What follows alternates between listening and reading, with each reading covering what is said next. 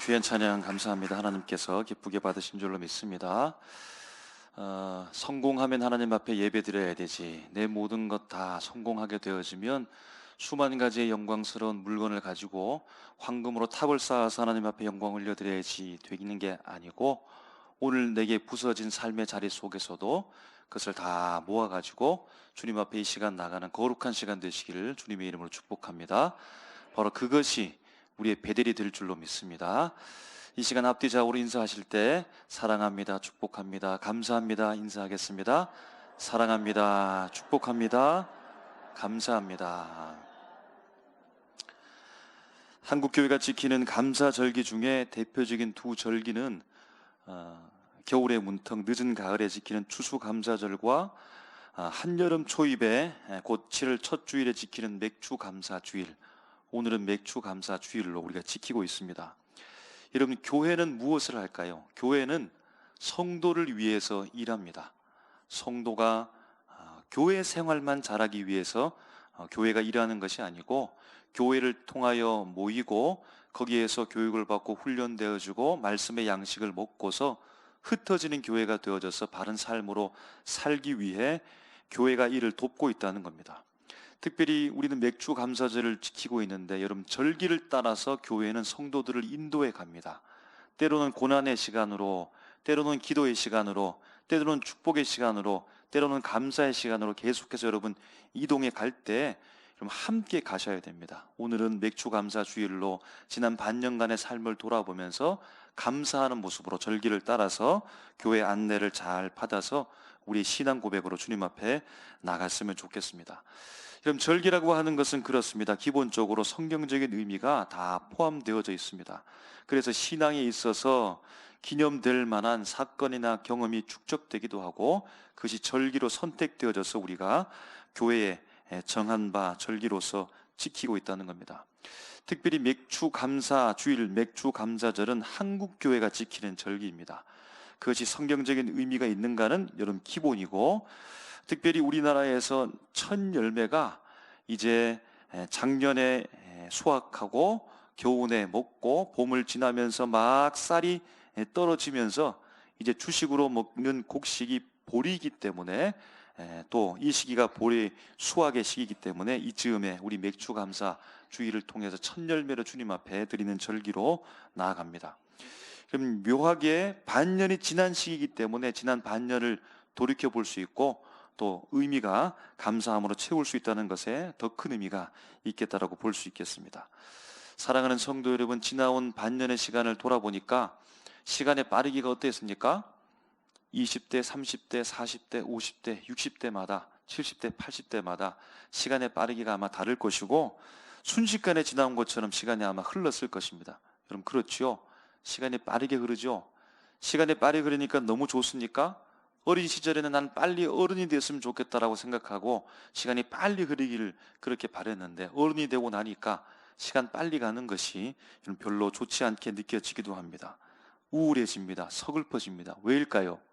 내가 자꾸만 늙어지기 때문에, 내 사랑하는 사람의 모습이 자꾸만 약해지는 모습을 보니까, 내게 주어진 좋은 시간들이 자꾸만 없어지는 것 같은, 사라지는 것 같은 느낌이 드니까 그렇습니다. 내가 소중하게 생각하는 사람과 함께 할 수 있는 시간이 자꾸만 줄어들어서 마지막이 오는 것이 아닐까, 이렇게 생각되기 때문에 서글퍼집니다.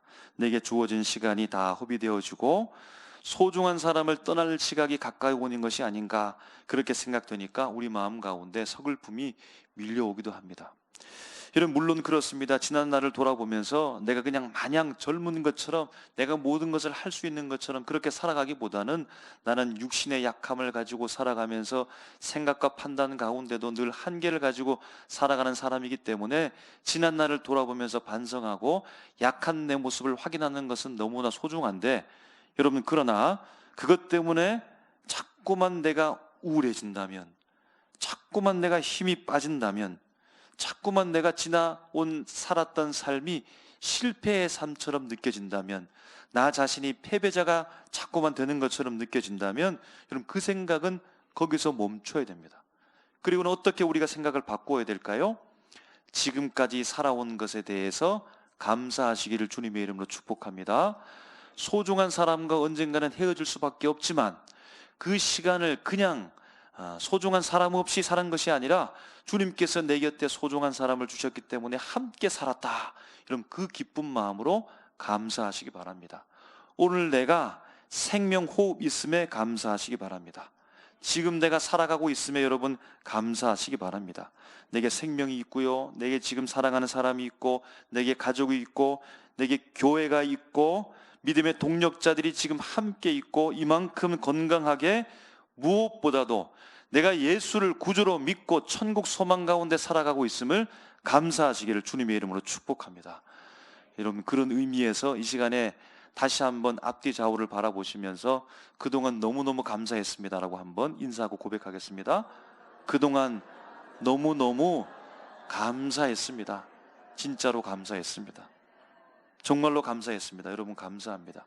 그런 마음을 가지고 반년을 돌아보면서 맥주 감사 주의를 지키는 복된 이 하루가 되시기를 주님의 이름으로 축복합니다. 여러분, 오늘 우리가 읽고 있는 이 성경 본문 말씀에도 성경 인물, 우리가 잘 알고 있는 다윗이 있는데요, 그에게 주어진 시간이 다 해서 지난 날을 돌아보는 것이 아닌 앞으로의 그의 삶은 창창한데 지난 날을 돌아보는데 그가 이렇게 고백합니다. 주여 여호와여 어느 때까지니까 라고 고백하는 겁니다. 어느 때까지니까 라고 하면서 지난 시간들을 돌아보는 겁니다. 1절에 보면 어느 때까지니까 2번 나옵니다. 2절에도 어느 때까지니까 2번 나오는 겁니다. 여호와여 어느 때까지니까, 여러분 표정을 한번 생각해 보십시오.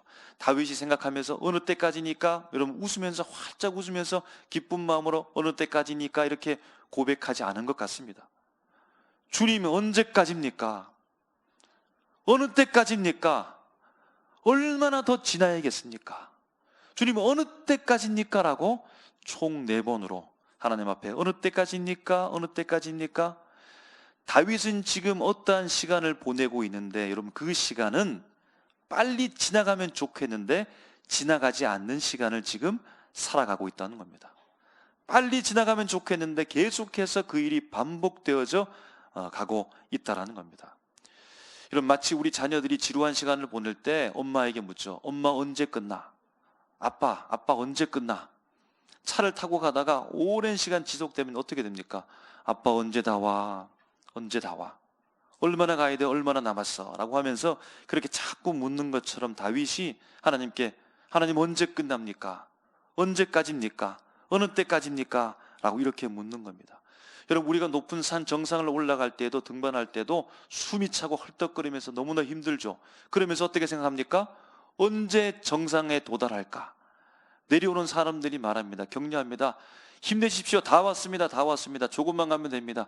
진짜 다 왔나요? 아무리 가도 정상이 보이지 않는 겁니다. 마치 다윗이 하나님을 향하여서 숨을 헐떡거리면서 인상을 쓰면서 하나님 언제까지인데요? 언제까지인데요? 어느 때까지입니까? 어느 때까지입니까? 라고 조르듯 아이가 보채듯 하나님 앞에 이렇게 계속해서 묻고 또 묻는 겁니다.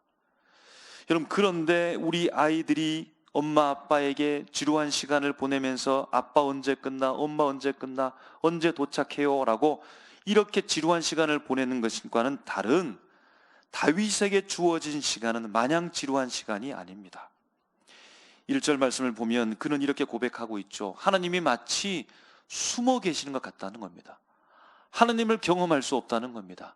시간이 지속되는데 하나님이 보이지 않는다는 겁니다. 하나님을 알 수 없습니다. 보이지 않습니다. 그래서 자신은 느낍니다. 하나님이 자신을 영원히 잊어버린 것이 아닌가? 얼마나 서글프겠습니까? 나를 잊어버린 것이 아닌가? 나는 하나님 앞에 잊어버린 존재로 살아가는 것이 아닌가라고 그렇게 주님 앞에 고백하면서 긴 시간을 보낸다는 겁니다. 2절도 그는 고백합니다. 나의 영혼이 번민이 들 정도라는 겁니다. 이런 무언가 원치 않는 시간이 계속해서 지속될 때 영혼의 번민, 생각이 많아지지요. 고민에 빠집니다. 복잡해지는 겁니다. 괴롭습니다. 마음의 근심으로 가득 차게 됩니다. 너무나 힘듭니다. 다윗이 자신의 원수를 보니까 자신을 치고 자랑하는 겁니다. 내가 다윗을 쳤다고, 다윗을 이겼다고 승전개가를 부르는 겁니다. 그럼 이러한 어려운 시간이 계속해서 지속되니까 더 힘든 겁니다. 3절 말씀에도 보니까요, 급기야 다윗은 이렇게 고백하는 겁니다. 주님, 나의 눈을 밝혀주시옵소서. 그럼 영혼의 번민 마음 가운데 답답함이 계속해서 지속되다 보니까 그 영혼이 메마르고 육체도 죽을 지경인 겁니다. 너무나 괴롭습니다. 그래서 나의 눈을 밝혀주시옵소서. 눈이 어두워져 간다라고 하는 것은 육체적인 눈과 영혼의 눈이 동시에 어두워져 간다라고 볼 수 있겠습니다. 그러면서 그가 두려워하면서 고백하죠. 내가 사망의 잠을 잘 것 같습니다. 제가 죽을 것 같습니다는 겁니다. 그냥 마음으로 죽을 것 같은 것이 아니라 육체의 쇠함을 통하여서 목숨이 끝날까, 내 영혼의 목마름과 갈급함이 채워지지 않아서 정말로 죽을 것 같은 공포 속에 그가 있다라고 오늘 고백하고 있는 겁니다. 다윗은 도대체 어떤 상황 가운데 있는 걸까요?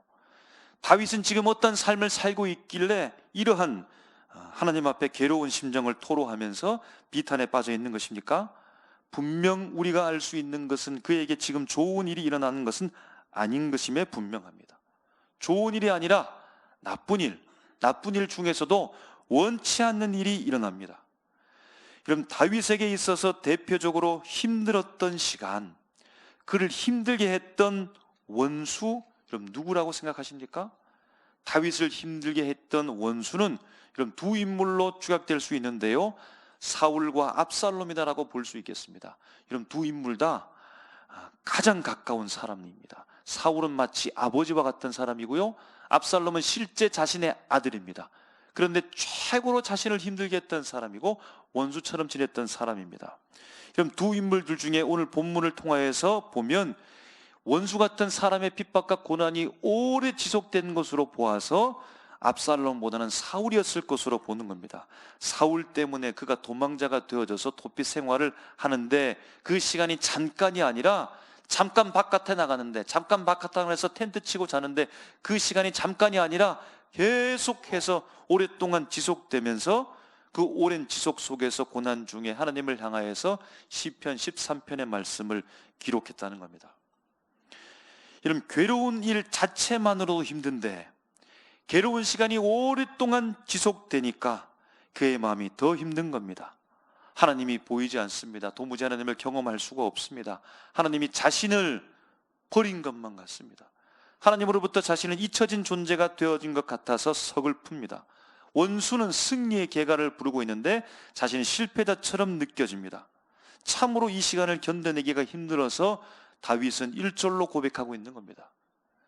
여호와여, 어느 때까지니까? 나를 영원히 잊으시나이까? 주의 얼굴을 나에게서 어느 때까지 숨기시겠나이까? 라고 하며 그는 탄식하고 있습니다. 그래서 시편 13편의 말씀이 탄식시입니다. 비탄의 시입니다. 여러분, 이대로 끝날 것인가? 그렇지 않지요? 역시 다윗은 다윗입니다. 비탄으로 탄식함의 시를 끝내지 않고 시편 13편은 기뻐하며 마칩니다. 하나님을 찬송합니다. 주님께서 다윗에게 은덕을 베풀었던 것이 깨달아지게 되어지고 주님 앞에 감사하는 말씀으로 시편의 시가 마무리되고 있다는 겁니다. 여러분, 그런데 우리가 주목할 것은 반전이 되었는데 특별한 반전의 계기가 보이지 않는다는 겁니다. 어떤 특별한 일이 있어서 그가 절망 가운데 있다가 갑자기 감사로 바뀐 계기가 보이지 않는 것이 참으로 신비스럽다는 겁니다. 여러분, 우리가 알지 못하는 하나님과 다윗만의 은밀한 어떤 특별한 관계가 있었을까요? 보이지 않는 특별한 어떤 은밀한 극적인 상황이 있었을까요? 우리가 찾지 못했을까요? 여러분, 우리는 살아가면서 극적인 상황을 원하죠. 극적으로 바뀌길 원합니다. 순식간에 바뀌길 원합니다. 슬픔이 뭐예요? 바로 그냥 기쁨이 되어지기를 원할 때가 많이 있다는 겁니다. 그래서 여러분, 내가 죄악 가운데 있을 때에도 나를 주님 제발 강권하여서 그냥 나를 완전히 제압해서 선한 일로 나를 옮겨 주시옵소서라고 그렇게 기도하지 않습니까? 저 사람이 그 삶의 잘못된 부분을 멈추고 주님께서 강권하여서 붙잡아 가지고 선한 삶으로 주님께서 송두리째 옮겨 주시옵소서라고 하는 극적인 상황을 원할 때가 많이 있다는 겁니다. 여러분, 그런 일들도 많이 있었습니다. 실제적인 인물들이 성경에 기록되어져 있지요. 사도 바울이 바울 되기 전 사울 때 예수를 핍박했고 믿던 사람들을 잡아들였었는데, 그런데 그가 다메섹 도상에서 예수를 만난 이후에는 예수를 위해 사는 사람, 예수를 위해 죽는 사람, 그리고 예수를 위해서 죽었습니다. 여러분, 세리장 삭개오도 그렇습니다. 그 사람은 돈만 하는 사람이죠. 세리 중에서도 세리장입니다. 세리는 죄인으로 판명된 사람입니다. 공인된 죄인입니다. 그런데 돈이 좋아서 그 삶은 멈추지 않습니다. 그랬던 그가 뽕나무에서 찾아오신 예수 그리스도를 만난 이후에는 그의 삶이 변하여, 시키지도 않았는데 예수님께 이렇게 고백하는 거죠. 주님, 제가 제 소유의 절반을 가난한 사람들에게 주겠습니다.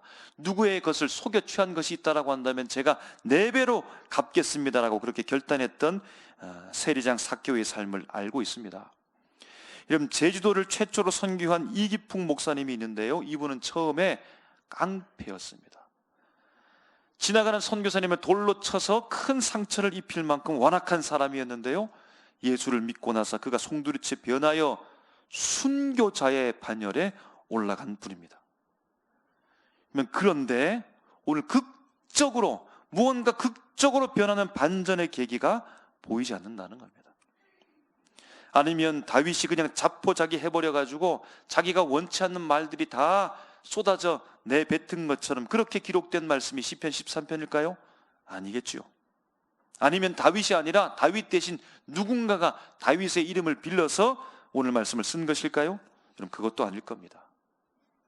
1절에서 4절까지는 어느 때까지니까 라고 하는 절망인데, 중간 역할을 하는 신앙의 다리도 보이지 않은 채 5절에서 6절은 반전입니다.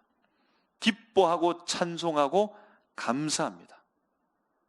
그래도 여러분, 말씀 속에서 단서를 찾자면 5절에 주목할 수 있는데요, 5절을 시작할 때 다윗은 이렇게 고백합니다. 나는 오직 주의 사랑을 의지하여 싸우니. 여러분, 그런데 왜 그가 오직 주를 의지하게 되었는지가 기록되지 않았다는 겁니다. 이전에는 완전히 절망하고 실망하고 두려워하는 사람이었는데 갑자기 나는 오직 주의 사랑을 의지하여 싸우니라고 고백할 수 있겠느냐는 겁니다. 펑펑 울다가 갑자기 웃을 수 있나요? 정말로 괴로움 가운데, 근심 가운데, 슬퍼해서 마음이 다 무너져 내렸는데 갑자기 마음이 상기되어져서 기쁨이 솟구차서 하나님 앞에 찬양할 수 있습니까? 그가 스트레스를 너무 많이 받아서 방어 기제가 발동해서 갑자기 그냥 웃어버린 것일까요? 아무런 계기 없이 반전의 현상이 일어나는 것을 우리가 잘 이해할 수가 없다라는 겁니다. 여러분, 그럼에도 오늘 5절 말씀을 읽어내야 합니다. 5절 말씀에 나는 오직 주의 사랑을 의지하여 싸우니, 이런 말씀의 의미를 잘 생각해 보시기 바랍니다. 나는 오직 주의 사랑을 의지하여 싸우니,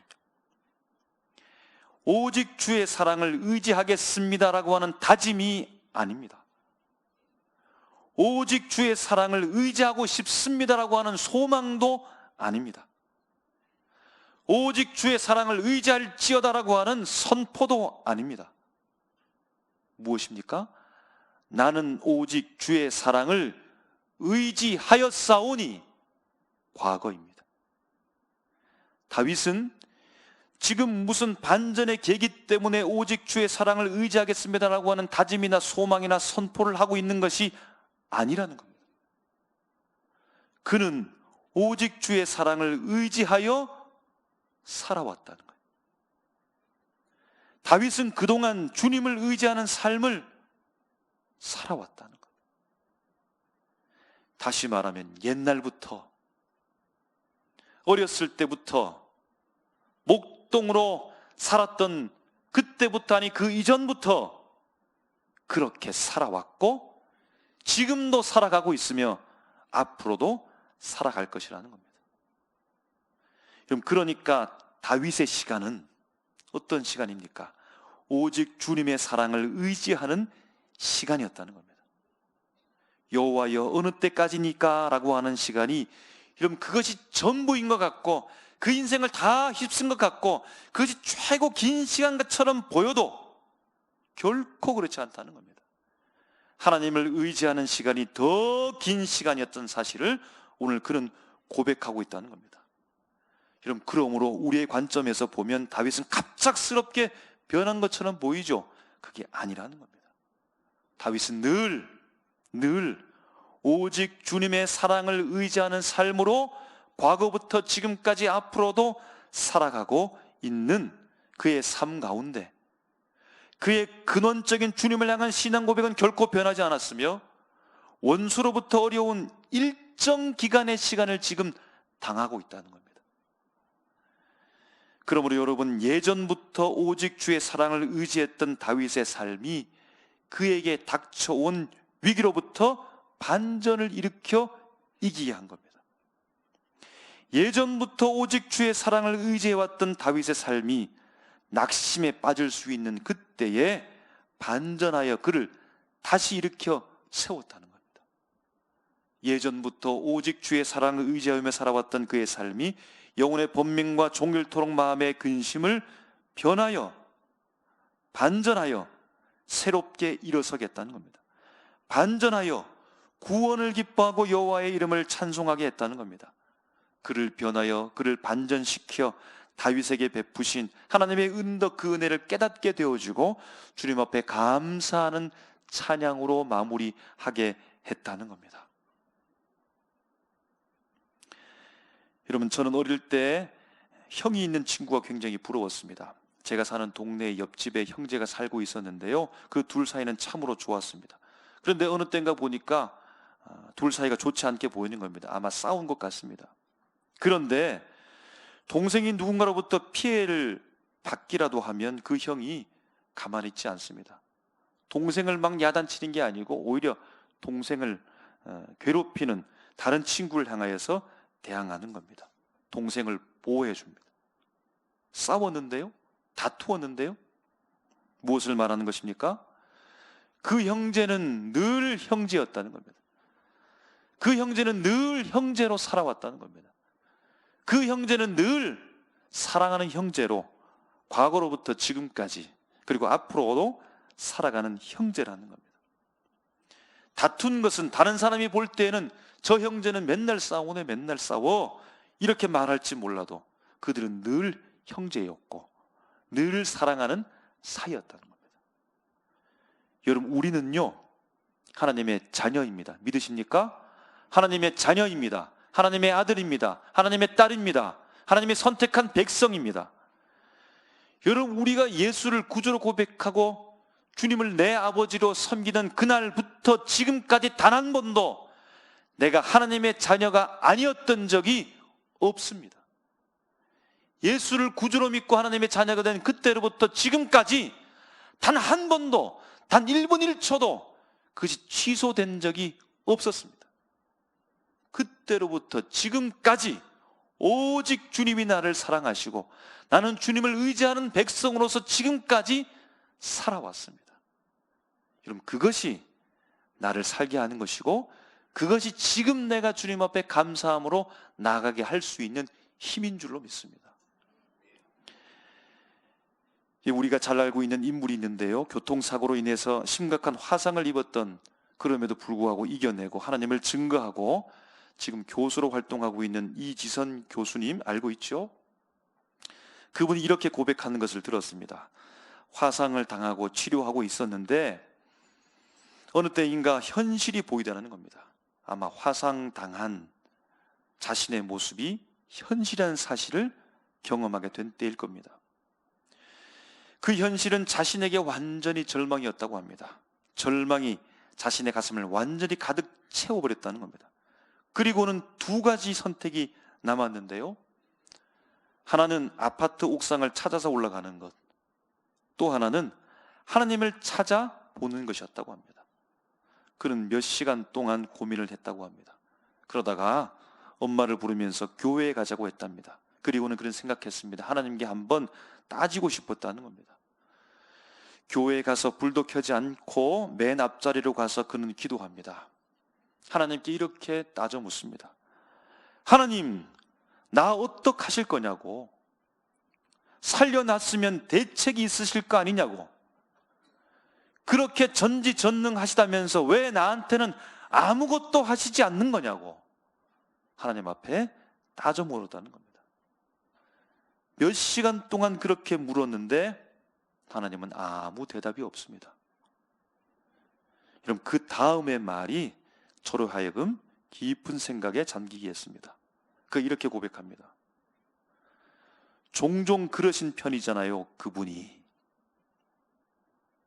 여러분, 여기에서 종종이란 말입니다. 종종이란 말은 무엇일까요? 이분은 하나님과의 만남을 이전부터 지속했던 분이라는 겁니다. 이전에도 계속 하나님을 만났었고 지금도 하나님을 떠난 존재가 아니라 하나님 앞에 그 앞에서 지금 따져 묻고 있다라는 겁니다. 이전부터 있어 왔던 것이고 사고를 만나고 하나님께 따져 묻는 그 일에 대하여 그에 비하면 이 말은 순간과도 같다는 겁니다. 긴 시간 동안 하나님과의 관계를 가지고 살아왔던 그 시간에 비하면 이 고백과 따져 묻는 것은 일순간에 불과하다는 겁니다. 하나님이 그런 분이잖아요 라고 그가 고백하는 이 말 속에 하나님과 얼마나 가까운 좋은 관계를 맺고 살아오신 분인가를 확인할 수 있습니다. 하나님이 대답이 없으니까 하나님 때문에 그는 돌아서서 주님을 욕하고 반대하는 삶으로 사는 것이 아니고 하나님의 편을 듭니다. 하나님을 찬양합니다. 하나님께 감사하는 사람입니다. 그럼에도 불구하고 하나님이 옳다라고 간증하시는 분으로 살아갑니다. 그래 왔던 것처럼 지금도 살아가는 겁니다. 여러분, 오늘 맥주 감사 주일로 지키는 이 절기는 우리에게 특별하죠. 아주 특별합니다. 특별한 날임에 틀림없습니다. 그런데 여러분, 어떤 감사를 우리가 만들어내서 주님 앞에 절기로 지키는 것이 아니죠. 내 마음을 찾아봐도 아무것도 없는데 억지로 짜내서 내가 억지로 주님을 찬양하는 시간이 아닙니다. 여러분, 지난 날을 돌아보는 겁니다. 내가 예수를 구주로 고백했던 그날로부터 믿음으로 살아오고 계속해서 살아왔던 그날을 우리가 돌아보면서 지금의 내 모습을 확인하게 될 때 진정의 감사를 주님 앞에 올려드린다는 겁니다. 감사함으로 그때부터 주님 한 분만으로 만족합니다라고 우리가 고백하며 살아왔던 지난 날을 돌아보면서 그 시간을 지금까지 이어져 우리가 확인하게 되어질 때에 주님 앞에 감사로 나아갈 수 있다는 겁니다. 다윗처럼 오직 하나님을 사랑하며 의지했던 삶 때문에 지금 우리에게 맥주 감사 주일은 의미가 있는 것이고 주님 앞에 온전하게 찬양하며 나갈 수 있다는 겁니다. 그러므로 사랑하는 성도 여러분, 원수도 빼앗을 수 없고 원수의 승리도 무너지게 할 수 없으며 어두운 터널 같은 긴 시간도 감출 수 없는 하나님의 사랑을 지금 하시기 바랍니다. 예전부터 해오셨던 하나님에 대한 그 사랑을 지금도 이어가시기 바랍니다. 여러분, 그렇게 되어질 때 우리에게 온전한 감사가 넘치게 된다는 겁니다. 이전부터 해왔던 하나님을 향한 그 사랑, 여러분, 아무것도 아닌 것이 아닙니다. 옛날부터 주님을 사랑하면서 살아왔던 그 시간이 결코 헛된 것이 아닙니다.